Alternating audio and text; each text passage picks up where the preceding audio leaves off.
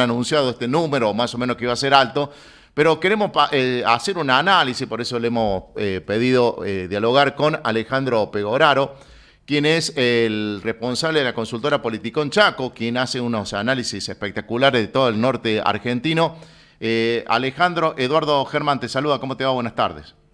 Hola Eduardo, ¿cómo te va? Buenas tardes. Bueno, gracias por atendernos. Bueno, ¿cuál es el primer análisis que vos hacés de los números que se ha conocido hoy por parte del INDEC, fundamentalmente para esta parte de la República Argentina? Bueno, en primer lugar, un sopapo, o mejor dicho, un nuevo sopapo, ¿no? En términos del impacto de los datos. Pensemos que la inflación a nivel nacional, el dato del mes de marzo, no solamente es la más alta desde que se arrancó la nueva serie de mediciones en el 2016, sino que la más alta desde el 91. Por ende, es el peor dato, excluyendo la hiperinflación de por lo menos las últimas 3 décadas, ¿no? Eso en primer lugar. Y cuando vemos el mismo tipo de análisis comparativo acá en la región nuestra, en el NEA y en el NOA, por ejemplo, en el NEA es el segundo mayor nivel de incremento de precio mensual de los últimos 5 años, y en el caso del NOA es el más alto de todos, siempre tomando como base a diciembre del 2016, que fue el primer mes que se relevó en las regiones. Entonces estamos hablando del peor mes, básicamente, en términos de alza de precio, y la preocupación de que no se trata de un dato aislado, de que de repente hubo un mes donde pegó una disparada importante, sino que se trata justamente de un fortalecimiento de un proceso que se acelera en términos de inflación, ¿no? Entonces estamos hablando ya de una inercia que está muy alta y que pensemos que incluso si para el mes que viene proyectamos un nivel de inflación de más o menos 5%, va a ser una especie de respiro para el gobierno, pero va a seguir siendo catastrófico en términos de impacto que va a tener sobre el poder adquisitivo de la gente, ¿no? Sí, o sea que hoy el título de la noticia, si tendríamos que hacer una tapa de un diario sensacionalista, sería el récord del récord en el NOA. Exactamente, es el récord absoluto en la variación mensual, digamos. Nunca en ningún mes, desde diciembre de 2016 hasta hoy, había habido un incremento tan alto como el que se observa en marzo, pero además que agrego un dato más que es todavía más alarmante, que es cuando uno analiza también desde diciembre de 2016 a hoy la variación mensual de precios de únicamente la división de alimentos, en el NOA fue de 8,7 en marzo, también es la más alta de toda la historia desde que se mide. Entonces, estamos hablando no solamente de un nivel de inflación altísimo que te pulveriza cualquier tipo de ingreso, sino que además los alimentos, que son justamente la división, el rubro que más impacto tiene en los hogares más vulnerables, también tuvo el incremento más alto desde que se mide a nivel regional. Entonces, estamos hablando de una situación que pareciera no ser peor. Obviamente nunca hay que descartar la posibilidad de que tengamos algún mes peor, porque la Argentina puede pasar de todo siempre, pero por lo menos en un contexto que ya era preocupante, que ya era muy complicado para los trabajadores, para su salario y demás, obviamente en marzo vino a agravar todo eso, y estamos ante un escenario donde realmente pareciera ser que no existen más herramientas nuevas por parte del gobierno nacional para poder por lo menos no frenar la inflación, porque obviamente no estamos en un momento que te permita frenarla, pero sí por lo menos empezar a desacelerar sostenidamente los incrementos de precios para que no impacten tan duro como lo están haciendo ahora, justamente como te decía, en el salario de los trabajadores. Te hago dos preguntas en uno, porque la quiero relacionar. Por un lado, si nosotros miramos el norte grande, yo observando datos y información oficiales y demás, lo que pasa hoy a nivel de inflación anual, digamos, se comió los anuncios de incremento salario fundamentalmente en el ámbito estatal. Y por otro, esto puede explicar el enojo que tienen los gobernadores, digamos, o lo dejan traslucir así, y se tratan de hacer este conglomerado de mandatarios provinciales para mostrar un poco de fuerza y que el impacto sea menor, digamos, estando todos unidos. Bueno, en primer lugar, lo que mencionaba respecto a cómo tira por la borda los anuncios de los gobernadores respecto a los salarios, sí. Pensá que, por ejemplo, hace un mes y medio, por ejemplo, Gildo Fran en Formosa anunció prácticamente con bombo y platillo un incremento del 50% en el año, y hoy estamos en el NEA con una inflación que ya está en torno al casi 56%, con una proyección que no baja de 50%, por lo tanto ya quedó corto su anuncio. Capitanicio se anunció el 42% con algún tipo de revisión trimestral, pero también va a ser muy difícil que eleve ese 42 a un eventual 55, 58. Entonces, naturalmente, es un problema para los gobernadores justamente cómo actualizar la pauta salarial respecto a este problema de la escalada inflacionaria. Eso por un lado. En segundo lugar, la inflación en particular y otros problemas vinculados a la macroeconomía argentina, no tengo ningún tipo de duda que forman parte de los argumentos más duros que tienen justamente este grupo de gobernadores que están intentando mostrar fuerza propia, ya sea en el bloque de Norte Grande, con algún tipo de disidencia por fuerza política, ¿no? Pero en general hay una especie de trabajo en bloque, sino también otros gobernadores de otras regiones del país. Está intentando diferenciarse por lo menos de cierto aspecto de la política económica del gobierno nacional, justamente que son los que hoy están en la mira de la población y los que eventualmente les pueden jugar una mala pasada.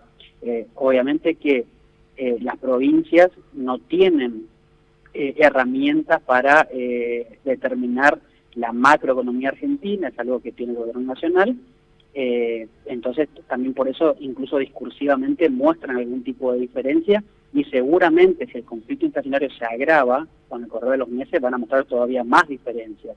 También es cierto, Eduardo, que los gobernadores tampoco pueden hacerse los rulos, como diría Cristina. Porque la gran mayoría de las provincias, con algún tipo de volatilidad en el medio, pero en términos generales, hace más de un año están teniendo ingresos que están muy por encima en términos generales de la inflación, ya sea por coparticipación, transferencias automáticas e incluso transferencias discrecionales. Obviamente que los incrementos de recursos que tienen los gobernadores no siempre le alcanza en pesos, medido en pesos, como para poder actualizar la pauta salarial, pero que hay una realidad también de que todas las ofertas que hicieron hasta hoy pueden mejorarse, no tengo ningún tipo de duda. Ahora bien, vamos lo mismo de vuelta.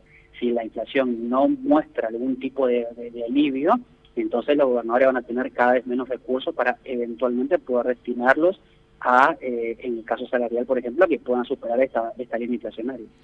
Por último, en base a tus palabras, mirando hacia el futuro no hay que descartar nada. Este puede ser uno de los récords, porque estamos en la Argentina. Pero ¿qué se debería hacer? ¿Cuál es la visión, con una visión bien del interior del país?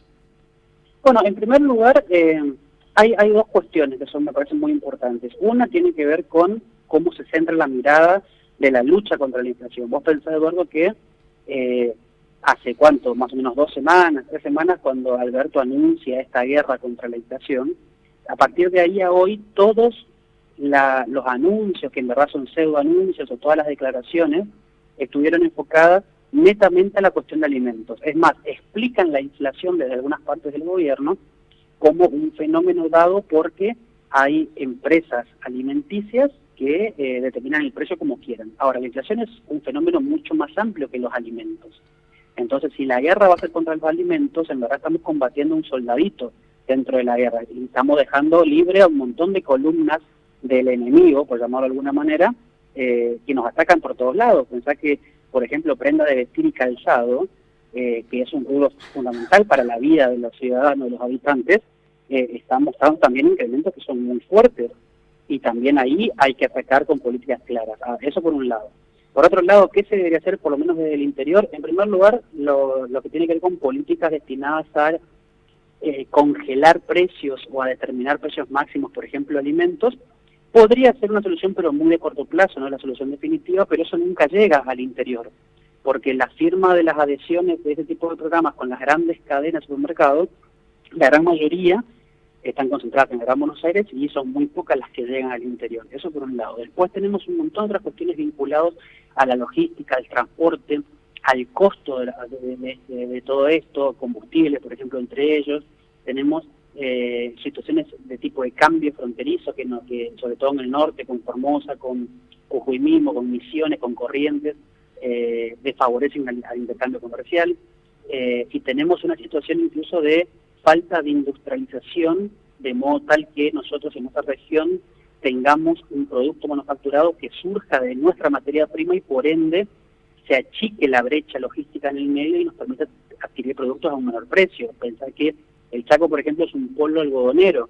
Ahora, la remera que yo me compro, no la compro manufacturada en la provincia del Chaco, o en Santiago del Estero, que también es una fuerte productora de algodón. Lo compro manufacturado de Gran Buenos Aires la mayor parte de las veces. Y en el medio tengo costo de transporte, tengo costo de flete, logística, etcétera.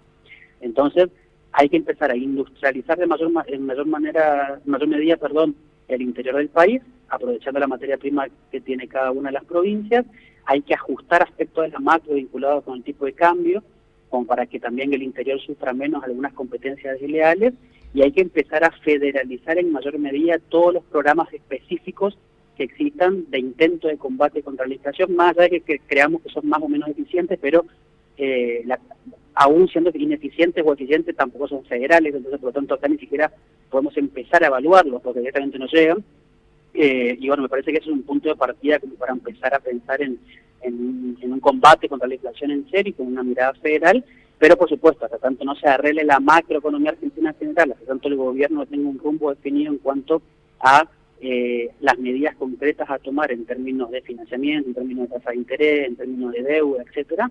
Entonces, bueno, va a ser muy complicado que podamos ver un programa real de combate o de lucha contra la inflación que permita reducirla a valores medianamente más normales con el mundo, no como ahora que estamos teniendo, que somos top 5 en cualquier medición que vos quieras tomarlo, ¿no? Bueno, Alejandro, una excelente explicación, muy didáctico, y queríamos tener tu opinión en este día tan especial en lo que nos da vos el título, el récord del récord para el noroeste argentino. Te agradezco muchísimo y feliz Semana Santa. Gracias. Igualmente para vos, Eduardo, y para tu audiencia. Un saludo. Alejandro Pegoraro, el titular de la consultora Politicón Chaco, que trabaja con datos del Norte Grande, que integran el noroeste argentino y el noreste argentino, dejando algo claro. Hoy la inflación a nivel mensual, a nivel trimestral y a nivel anual es el récord del récord en la historia reciente a nivel del INDEC. Vamos, Chino. Si se dijo por Multiplataforma Fénix.